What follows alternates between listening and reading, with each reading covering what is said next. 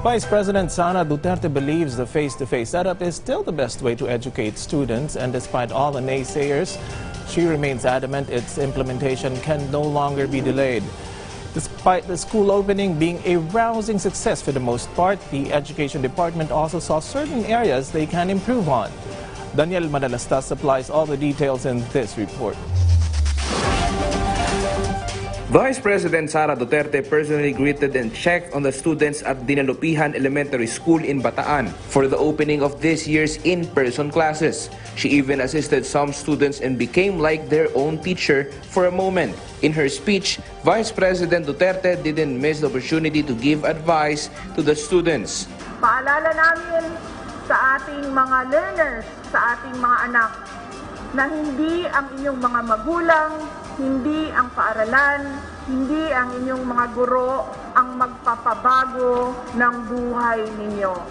Kayo at ang inyong determinasyon ang magpapabago ng buhay ninyo. VP Sara calls the reopening of in-person learning a big success for the Filipino youth in the midst of those who have appealed and are still calling for the postponement of the opening of school year to a later date. She insisted that the education of Filipino youths cannot be delayed again as they get a meaningful and quality education in in-person learning. Isang hakbang na buong tapang na ginawa ng Department of Education sa kabila ng mga hamon at takot na dala ng COVID-19 pandemic. Hindi po natin binabalewala ang mga pangamba na dulot ng pandemya. There are no excuses. Hindi na po natin kaya na muling maantala pa ang pag-aaral ng mga kabataang Pilipino. VP Sara also advised the young people on the importance of being respectful and focusing on their own lives than those of others.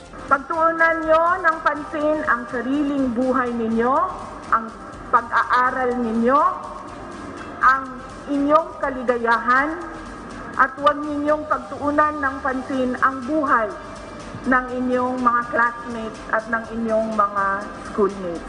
According to DepEd spokesperson Attorney Michael Powa, the opening of classes went smoothly. But they admit that there is a lack of classrooms, teachers, and other problems that are currently being addressed. The DepEd also confirmed that enrollees for this school year reached 28 million on the first day of class. We all know pre-pandemic pa lang talagang may shortage tayo in classrooms. No? So right now, ang ginagawa natin temporarily would be yung shifting schedule pa rin na alam naman nating lahat. Aside from Dinalupihan Elementary School, Vice President Duterte also visited St. John Academy and Pagalangang National High School. Daniel Madalastas for The Nation. President Ferdinand Marcos Jr. welcomed students from all over the country to the return of face-to-face classes. The chief executive expressed his belief that in-person learning is still more effective because students and teachers can interact with each other.